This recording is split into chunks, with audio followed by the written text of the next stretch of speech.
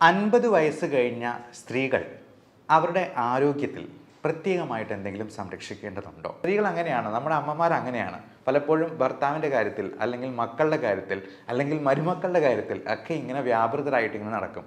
അവരുടെ ആരോഗ്യത്തെക്കുറിച്ച് അവർ മറന്നു പോകുന്നു എന്നുള്ളതാണ് സത്യം. അമ്മമാരോട് എനിക്ക് പറയാനുള്ള ഒരു റിക്വസ്റ്റ് ഇതാണ്. 50 വയസ്സ് കഴിഞ്ഞ സ്ത്രീകൾ അവരുടെ ആരോഗ്യത്തിൽ പ്രത്യേകമായിട്ട് എന്തെങ്കിലും സംരക്ഷിക്കേണ്ടതുണ്ടോ, ശ്രദ്ധിക്കേണ്ടതുണ്ടോ? നമുക്കറിയാം, 50 വയസ്സ് എന്ന് പറയുമ്പോൾ പീരിയഡ്സ് നിൽക്കുന്ന ഒരു സമയമാണ്. ഈസ്ട്രജൻ്റെ ഒരു പ്രൊട്ടക്റ്റീവ് ഇഫക്റ്റ് നാച്ചുറലായിട്ട് സ്ത്രീകൾക്ക് പ്രകൃതി തന്നെ പ്രദാനം ചെയ്യുന്നുണ്ട്. അതുകൊണ്ട് തന്നെ നിങ്ങൾ ശ്രദ്ധിച്ചാൽ അറിയാം, ഹാർട്ട് അറ്റാക്ക്, സ്ട്രോക്ക് പോലുള്ള കാര്യങ്ങളൊക്കെ ഒരു 45-50 വയസ്സ് വരെയും സ്ത്രീകളിൽ കുറവായിരിക്കും പുരുഷന്മാരെ അപേക്ഷിച്ച്.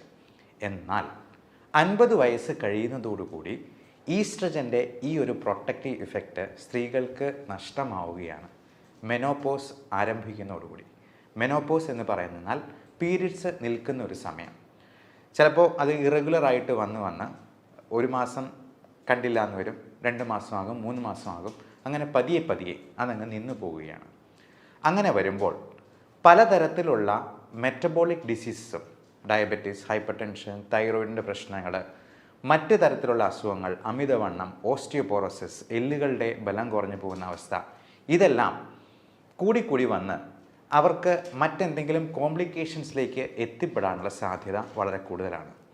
അതുകൊണ്ട് തന്നെ 50 വയസ്സ് പിന്നിടുന്നതോടുകൂടി നമ്മുടെ ഈ പറഞ്ഞ പാരാമീറ്റേഴ്സ് എല്ലാം വളരെ നോർമൽ ലെവലിലാണ് എന്നുള്ളത് സ്ത്രീകൾ കൃത്യമായിട്ടുള്ള ഇടവേളകളിൽ ചെക്ക് ചെയ്ത് ഉറപ്പുവരുത്തേണ്ടതുണ്ട്.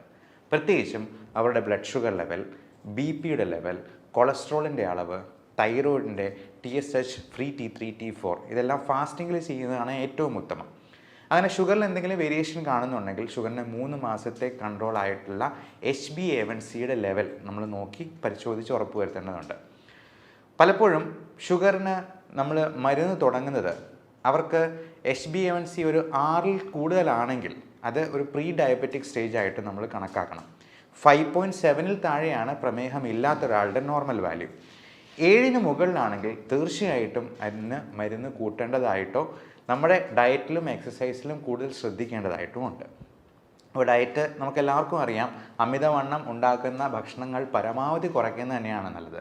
അത് ഏറ്റവും പ്രധാനം ഷുഗർ ഉള്ള ഭക്ഷണ സാധനങ്ങൾ, ബേക്കറി സാധനങ്ങൾ, മൈദ അടങ്ങിയിട്ടുള്ള സാധനങ്ങൾ, പിന്നെ അരിയാഹാരങ്ങളാണെങ്കിലും നമ്മൾ കഴിക്കുന്നതിൽ നിന്നും ഒന്ന് പകുതിയാക്കി കുറയ്ക്കാൻ പറ്റുവാണെങ്കിൽ ഏറെ നല്ലത്. പ്ലേറ്റ് മെത്തേഡ് ഫോളോ ചെയ്യുകയാണ് എന്നാണ് നമ്മൾ ഡോക്ടർമാർ സാധാരണ അഡ്വൈസ് ചെയ്യുക. 1/4 carbohydrate, 1/4 protein, 1/4 green leafy vegetables, 1/4 fruits. അപ്പോൾ ഇങ്ങനെയുള്ള പ്ലേറ്റ് മെത്തേഡിലോട്ട് മാറുക. കൃത്യമായി അരമണിക്കൂറെങ്കിലും ഒരു ദിവസം എക്സസൈസിന് വേണ്ടി കൊടുക്കാനായിട്ട് ശ്രമിക്കുക. എക്സസൈസ് നമുക്ക് പ്രായമായവർക്ക് ചെയ്യാൻ പറ്റുന്ന രീതിയിലുള്ള ലളിതമായ വ്യായാമങ്ങളുണ്ട്. അപ്പോൾ അങ്ങനെയുള്ള വ്യായാമങ്ങളും നമ്മൾ നമ്മുടെ ചാനലിൽ തന്നെ അപ്ലോഡ് ചെയ്തിട്ടുണ്ട്. ഞങ്ങളുടെ കൂടെ തന്നെ എക്സസൈസ് ചെയ്യാവുന്ന രീതിയിൽ നമ്മൾ ലൈവായിട്ടുള്ള വീഡിയോസും അപ്ലോഡ് ചെയ്യുന്നുണ്ട്. അപ്പോൾ ഞങ്ങളുടെ കൂടെ തന്നെ പാർട്ടിസിപ്പേറ്റ് ചെയ്ത് ഈ എക്സസൈസിലും പാർട്ടിസിപ്പേറ്റ് ചെയ്തുകൊണ്ട് നമ്മുടെ ഫാമിലിയിൽ ഒരു അംഗമായിരിക്കാൻ ഞങ്ങളെ കൂടി അനുവദിക്കുക എന്നുള്ളതാണ് പറയാനുള്ളത്. അതോടൊപ്പം 50 വയസ്സ് പിന്നിടുമ്പോഴേക്കും നമുക്ക് ക്യാൻസർ എന്ന് പറയുന്ന ഒരു മഹാമാരി നമ്മളെ ഒന്ന് കീഴ്പ്പെടുത്താൻ അല്ലെങ്കിൽ ഒന്ന് ഞൊണ്ടി നോക്കാനുള്ള സാധ്യതയുണ്ട്. പ്രത്യേകിച്ചും സ്ത്രീകൾക്ക് ഇപ്പോൾ അണ്ഡാശയ സംബന്ധമായിട്ടുള്ള ക്യാൻസറുകളോ അസുഖങ്ങളോ വരാം. യൂട്രസ് സംബന്ധമായിട്ടുള്ള മിക്കവാറും ഹിസ്റ്റക്ടമിയൊക്കെ കഴിഞ്ഞിട്ടുള്ള പേഷ്യൻസ് ഉണ്ടാകും. യൂട്രസ് റിമൂവ് ചെയ്യാതെ ഇപ്പോൾ പലപ്പോഴും ഇങ്ങനെയുള്ള പ്രശ്നങ്ങളൊക്കെ സ്ത്രീകൾ ആരോടും പറയാതെ ഒളിച്ചു വെച്ചിങ്ങനെ മുമ്പോട്ട് പോകും. അത് അതിസങ്കീർണമായി കഴിയുമ്പോഴായിരിക്കും പുറത്താരെങ്കിലുമൊക്കെ അറിയുക തന്നെ.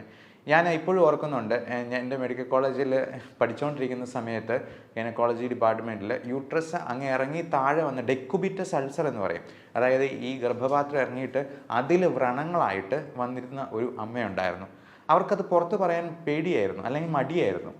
അതുപോലെ പൈൽസിൻ്റെ അസുഖങ്ങളും അങ്ങനെ ഉദരസംബന്ധമായിട്ടുള്ള രോഗങ്ങളുമൊക്കെ അവർ മറച്ചു പിടിച്ചുകൊണ്ട് നടക്കും. അങ്ങനെ ഒരു കാരണവശാലും ചെയ്യാൻ പാടില്ല. നമുക്ക് പ്രായമായിട്ടുള്ള സ്ത്രീകൾ, അമ്മമാർ വീട്ടിലുണ്ടെന്നുണ്ടെങ്കിൽ അവരോട് ഇടയ്ക്കൊക്കെ ഇങ്ങനെയുള്ള കാര്യങ്ങളുണ്ടോ എന്നുള്ളത് ചോദിക്കാം. അതുപോലെ തന്നെ ബ്രസ്റ്റിൻ്റെ എന്തെങ്കിലും നൊഡ്യൂൾസോ ലംസോ ഒക്കെ ആയിട്ടുണ്ടെന്നുണ്ടെങ്കിൽ ഒട്ടും മടിക്കാതെ തന്നെ നിങ്ങളുടെ ഭർത്താവിനോടോ മക്കളോടോ ആരോടെങ്കിലും ഈ കാര്യങ്ങളൊന്ന് തുറന്ന് പറയാനായിട്ട് ശ്രദ്ധിക്കുക. അതോടൊപ്പം നമുക്ക് ഈ മെനോപോസിനോട് അനുബന്ധിച്ചിട്ടുള്ള ഒരുപാട് മൂഡ് സ്വിങ്സ്, ഇമോഷണൽ ഡിസ്റ്റർബൻസസ് വളരെ വളരെ കോമൺ ആണ്. കഴിഞ്ഞ വെള്ളിയാഴ്ച എൻ്റെ അടുത്ത് വന്ന ഒരു അമ്മയ്ക്ക് ഭർത്താവിനെ പറ്റി ഒരുപാട് പരാതികളാണ്. പുള്ളി പുകവലിക്കും, മദ്യപിക്കും, വേറെ എന്താണ്ടോ ഹാൻഡ്സ് പോലത്തെ സാധനങ്ങൾ ഉപയോഗിക്കും. രണ്ടുപേരും ഗവൺമെൻറ് സർവൻസ് ആയിരുന്നു. ഭർത്താവ് റിട്ടയർ ചെയ്യാൻ പോകുന്നു, അമ്മ ഇപ്പോഴും വർക്ക് ചെയ്യുന്നുണ്ട്. ഇത് ഈ ഭർത്താവിൻ്റെ കാര്യങ്ങൾ ഇങ്ങനെ പറഞ്ഞ് സ്ത്രീകൾ അങ്ങനെയാണ്, നമ്മുടെ അമ്മമാർ അങ്ങനെയാണ്. പലപ്പോഴും ഭർത്താവിൻ്റെ കാര്യത്തിൽ, അല്ലെങ്കിൽ മക്കളുടെ കാര്യത്തിൽ, അല്ലെങ്കിൽ മരുമക്കളുടെ കാര്യത്തിൽ ഒക്കെ ഇങ്ങനെ വ്യാപൃതരായിട്ട് ഇങ്ങനെ നടക്കും. അവരുടെ ആരോഗ്യത്തെക്കുറിച്ച് അവർ മറന്നു പോകുന്നു എന്നുള്ളതാണ് സത്യം. അപ്പോൾ അമ്മമാരോട് എനിക്ക് പറയാനുള്ള ഒരു റിക്വസ്റ്റ് ഇതാണ്: ഇനി 50 വയസ്സ് പിന്നിട്ടെന്നാൽ നമ്മൾ ബാക്കിയുള്ളവരുടെ കാര്യത്തിൽ ഇടപെടുന്നതും അവരെ ശകാരിക്കുന്നതും അവരെ നേർവഴിക്ക് നയിക്കുന്നതിനും പകരം നമ്മുടെ കാര്യങ്ങൾ കൂടുതലായിട്ട് ശ്രദ്ധിക്കാനായിട്ട് നോക്കുക. നമ്മുടെ സന്തോഷം, നമ്മുടെ ആരോഗ്യം അത് നമ്മുടെ കൈകളിൽ മാത്രമാണ് എന്നുള്ള കാര്യം ഇടയ്ക്കിടയ്ക്ക് ഓർമ്മിപ്പിക്കുന്നത് നന്നായിരിക്കും. ഇപ്പോൾ എൻ്റെ അമ്മയാണെന്നുണ്ടെങ്കിലും ഡയബറ്റിക് രോഗിയാണ്. പല കാര്യങ്ങളിലും നമ്മളെ ഇങ്ങനെ അകാരണമായിട്ട് അവരുടെ സ്നേഹം കൂടുതൽ കൊണ്ട് നമ്മളെ ഇങ്ങനെ ഇൻവോൾവ് ആക്കുമ്പോഴത്തേക്കും ഞാൻ തന്നെ ഇടയ്ക്ക് പറയും, ഗ്ലൂക്കോമീറ്റർ വെച്ചിട്ട് ഒന്ന് ഷുഗർ നോക്കി കാണിച്ചുകൊണ്ട് വന്നേ, BP ഇപ്പം തന്നെ ഒന്ന് നോക്കട്ടെ എന്ന് പറയുമ്പോഴത്തേക്കും അന്നേരമാണ് അവരുടെ ആരോഗ്യത്തെപ്പറ്റി അവർ തന്നെ വിചാരിക്കുന്നത് അല്ലെങ്കിൽ ചിന്തിക്കുന്നത് എന്നുള്ളതാണ് സത്യം. അപ്പോൾ ഇത്തരത്തിലുള്ള കാര്യങ്ങളിൽ നമ്മൾ തന്നെ പ്രത്യേക ശ്രദ്ധ പുലർത്തുക.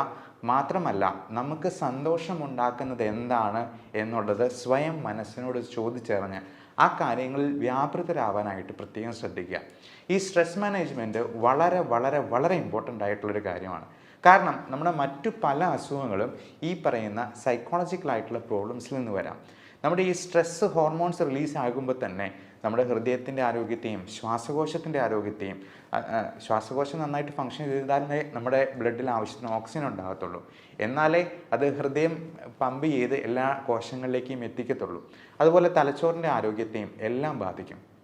ഞാൻ കഴിഞ്ഞ ദിവസം വന്ന ആ അമ്മയുടെ കാര്യത്തിൽ അമ്മയ്ക്ക് ഉറക്കമില്ലാണ്ട് പോയിരിക്കുകയാണ്. എന്നാൽ ഇതിന് ഒരു ട്രീറ്റ്മെൻറ്റ് എടുക്കാനായിട്ട് അമ്മയ്ക്ക് തന്നെ മടിയാണ്. എന്നിട്ട് അമ്മയുടെ ആങ്ങളയുടെ പേരിലാണ് എനിക്ക് ഫയൽ എടുത്തുകൊണ്ട് വന്നതാണ് എന്നുള്ളതാണ് ഏറ്റവും രസകരമായിട്ടുള്ള കാര്യം. അപ്പോൾ ഈ ആങ്ങള നിർബന്ധിച്ച് പറഞ്ഞാണ് എൻ്റെ അടുത്തേക്ക് കൂട്ടിക്കൊണ്ട് വന്നത്. അപ്പോൾ അമ്മയോട് ഞാൻ ഒരു അരമണിക്കൂറോളം, ഒത്തിരി ദൂരത്തുനിന്ന് വന്നതാണ്, നമുക്ക് ഒരുപാട് ദൂരത്തുനിന്ന് 3-4 മണിക്കൂറൊക്കെ ട്രാവൽ ചെയ്ത് വരുന്ന പേഷ്യൻസ് ഉണ്ട്. അപ്പം നമ്മൾ അരമണിക്കൂറെങ്കിലും അവരോട് സംസാരിക്കാനായിട്ട് സമയം കണ്ടെത്താറുണ്ട്, എത്ര തിരക്കുണ്ടെങ്കിലും. അപ്പോൾ അങ്ങനെ ഈ അമ്മയോട് സംസാരിച്ചപ്പോഴാണ് ഈ പറഞ്ഞ കാര്യങ്ങളെല്ലാം. എന്നിട്ട് ഇത് പറഞ്ഞു വരുമ്പോഴത്തേക്കും അപ്പം ഞാൻ ചോദിച്ചു, എന്തായാലും ഈ ഭർത്താവിന് ഒരുപാട് പ്രശ്നങ്ങളുണ്ട്. ഒന്ന് അറ്റാക്ക് കഴിഞ്ഞിട്ടുള്ളതാണ്, അദ്ദേഹത്തിൻ്റെ പമ്പിങ് വളരെ കുറവാണ്, കിഡ്നിയുടെ ക്രിയാറ്റിനിൻ്റെ അളവ് കൂടി വരുന്നുണ്ട്. അപ്പോൾ ഞാൻ അമ്മയോട് പറഞ്ഞു, എന്തായിരുന്നാലും ഭർത്താവിന് ഒരു ദിവസം മരണം സംഭവിക്കും, അമ്മയ്ക്കും മരണം സംഭവിക്കും. ഈ പറഞ്ഞ പരാതികളെല്ലാം ഉന്നയിച്ചിട്ട് അവസാനം അമ്മയ്ക്കായിരിക്കും ആദ്യം അസുഖം വന്ന് മരണം സംഭവിക്കും. നമുക്ക് പറയാൻ പറ്റില്ല. നമ്മുടെ കാര്യത്തിൽ നമ്മൾ ശ്രദ്ധ പുലർത്തിയില്ലെങ്കിൽ നമ്മുടെ ആരോഗ്യം നഷ്ടമാവുന്നത് നമ്മൾ പോലും അറിയില്ല എന്നുള്ളതാണ്.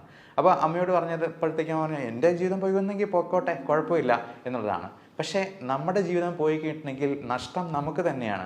മാത്രമല്ല, നമ്മൾ വീണ് പോയി കിടന്നു കഴിഞ്ഞിട്ടുണ്ടെങ്കിൽ നമ്മുടെ മക്കൾക്കാണ് കൂടുതൽ ബുദ്ധിമുട്ടുണ്ടാവുക എന്നുള്ള കാര്യം ഇടയ്ക്കിടയ്ക്ക് സ്വയം ഓർമ്മിപ്പിക്കാനായിട്ട് പ്രായമായിട്ടുള്ള അമ്മമാർ പ്രത്യേകം ശ്രദ്ധിക്കുക എന്നുള്ളതാണ് പറയാനുള്ളത്. പിന്നെ ഇത്തരത്തിലുള്ള അസുഖങ്ങൾ വരുമ്പോൾ നമ്മൾ ഒരു കാരണവശാലും യാതൊരു സ്റ്റിഗ്മയും വെച്ച് പുലർത്താതെ അതിന് വേണ്ട ട്രീറ്റ്മെൻറ്റ് എടുക്കാനായിട്ട് ഡോക്ടറിനെ സമീപിക്കുക, അല്ലെങ്കിൽ അതിന് വേണ്ട എക്സ്പെർട്ടിനെ സമീപിക്കുക. ഈ അമ്മയോട് സംസാരിക്കുമ്പോൾ തന്നെ അമ്മയുടെ കണ്ണ് നിറഞ്ഞൊഴുകുക, കരയുക. ഒരു കാര്യം പറഞ്ഞു വരുമ്പോഴത്തേക്കും തന്നെ അത് കരഞ്ഞു പോവുകയാണ്. അപ്പം അത് ഭയങ്കര ഒരു ഡിപ്രഷൻ, ആങ്സൈറ്റി ഡിസോർഡറിലോട്ട് അത് മാറിയ ഒരവസ്ഥയായിരുന്നു നമ്മൾ കണ്ടത്. അതിനൊക്കെ നമ്മൾ ചെറിയൊരു മരുന്ന് കൊടുക്കുമ്പോഴത്തേക്കും തന്നെ അതിനകത്ത് ഒത്തിരി വ്യത്യാസം വരും. കാരണം ഈ ഉറക്കമില്ലാണ്ട് പോകുന്ന അവസ്ഥ തന്നെ എത്ര ഭീകരമായിരിക്കും. ചിലർക്ക് ഉറക്കം കൂടുതലായിരിക്കും, നേരെ തിരിച്ചായിരിക്കും.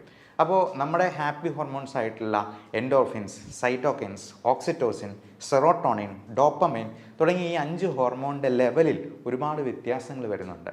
ബയോകെമിക്കൽ വേരിയേഷൻസ് നമ്മളതിനെ മെഡിക്കൽ സയൻസിൽ പറയാറുണ്ട്.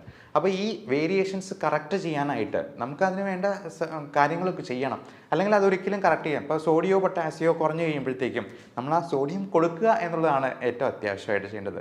അല്ല പൊട്ടാസ്യം കൂടിപ്പോയെന്നാൽ ആ പൊട്ടാസ്യത്തെ കുറയ്ക്കാനുള്ള കാര്യങ്ങളാണ് നമ്മൾ കൊടുക്കുക. അപ്പം പൊട്ടാസ്യം കുറയ്ക്കാനായിട്ട് ഒരുപാട് മാർഗ്ഗങ്ങളുണ്ട്. അസ്താലിൻ നെബുലൈസേഷൻ പോലും നമ്മൾ കൊടുക്കാറുണ്ട്. ഇൻസുലിൻ ഇൻഡെക്സ്ട്രോസ്, അത് ഈ ഹൈപ്പർ കലീമിയ പ്രോട്ടോക്കോൾ എന്ന് പറഞ്ഞാൽ ഞങ്ങൾക്ക് ക്രിട്ടിക്കൽ കെയറിൽ പ്രത്യേകമായിട്ടൊരു പ്രോട്ടോക്കോൾ തന്നെയുണ്ട്. അപ്പോൾ പൊട്ടാസ്യം ഒരു 5-6 ഒക്കെ ആയിട്ട് 6ന് മുകളിലായി കഴിയുമ്പോഴത്തേക്കും പേഷ്യൻറ്റിന് ഒരുപാട് പ്രശ്നങ്ങൾ വരും. അപ്പോൾ ഇങ്ങനെയുള്ള വേരിയേഷൻസ് കറക്റ്റ് ചെയ്താൽ മാത്രമേ ഈ അസുഖങ്ങൾ പരിഹരിക്കപ്പെടത്തുള്ളൂ. അതിന് ഒരു മതപുരോഹിതൻ്റെ അടുത്ത് പോയി ഉപദേശിപ്പിച്ചെന്നാലൊന്നും നേരെ ആകില്ല എന്നുള്ള കാര്യം പ്രത്യേകം. ഉപദേശം നടന്നോട്ടെ, കുഴപ്പമില്ല. നമ്മുടെ പ്രാർത്ഥന എന്ന് പറയുന്നത് നമുക്ക് കൺസ്ട്രക്റ്റീവായിട്ട് ഉപയോഗപ്പെടണം. പലപ്പോഴും ഈ സ്ത്രീകളായിരിക്കും കൂടുതലും ഈ മത പുരോഹിതരുടെ അടുത്തോ അല്ലെങ്കിൽ പള്ളികളിലോ അമ്പലങ്ങളിലോ ഒക്കെ ഇങ്ങനെ കയറി ഇറങ്ങുന്നത്. അതിന് കാരണം അവരൊരു കാരണമുണ്ടാക്കി പുറത്ത് ചാടുകയാണെന്നാണ് നമുക്ക് തോന്നിയിട്ടുള്ളത്. അപ്പോൾ അങ്ങനെ വരുമ്പോഴത്തേക്കും ഇതുപോലത്തെ പല ചൂഷണങ്ങൾക്ക് പോലും ഇവർ വിധേയരാവാനുള്ള സാധ്യത കൂടുതലാണ്. പകരം ഇതിന് എക്സ്പേർട്ടായിട്ടുള്ളൊരു ഹെൽപ്പ് സ്വീകരിക്കുകയും ആവശ്യമെങ്കിൽ അതിന് ട്രീറ്റ്മെൻറ്റ് എടുക്കുകയും ചെയ്യുക എന്നുള്ളതാണ്. നമ്മുടെ ഈ സോഷ്യൽ സ്റ്റിഗ്മ നമ്മുടെ നാട്ടിൽ മാത്രമേ ഇത്രയധികം ഉള്ളൂ. അതിനെ ഈ നമ്മൾ ചരട് ജപിച്ച് കെട്ടിയത് കൊണ്ടോ ഒന്നും ഒരു കാര്യവുമില്ല എന്നുള്ളതാണ്. നമുക്ക് ഇപ്പോൾ പ്രാർത്ഥനയാണെങ്കിലും നമ്മൾ എക്സസൈസ് ചെയ്യുന്നത് ദൈവത്തെ പ്രതി ചെയ്യുന്നാൽ, നമ്മൾ നല്ല ഒരു നോമ്പ് നോൽക്കുന്നത് അല്ലെങ്കിൽ നമ്മളൊരു ഫാസ്റ്റിംഗ് എടുക്കുന്നത് ദൈവത്തെ പ്രതി ചെയ്യുന്നാൽ അത് നമ്മുടെ ആരോഗ്യത്തിന് ഗുണകരമാണ്. ആ രീതിയിൽ നമ്മുടെ മതത്തെയും വിശ്വാസത്തെയും മോഡിഫൈ ചെയ്യാനായിട്ട് പ്രത്യേകം ശ്രദ്ധിക്കുക. എല്ലാവരും ഈ കാര്യത്തിൽ പ്രത്യേകമായിട്ട് നമ്മുടെ അമ്മമാരെ ഓർമ്മിപ്പിക്കുകയും ഈ തരത്തിലുള്ള വീഡിയോ അല്ലെങ്കിൽ ഇൻഫോർമേഷൻ അവർക്ക് പാസ് ഓൺ ചെയ്യുകയും ചെയ്യാനെങ്കിലും ശ്രദ്ധിക്കുക. എല്ലാവർക്കും നല്ല ആരോഗ്യം ആശംസിക്കുന്നു. Thank you.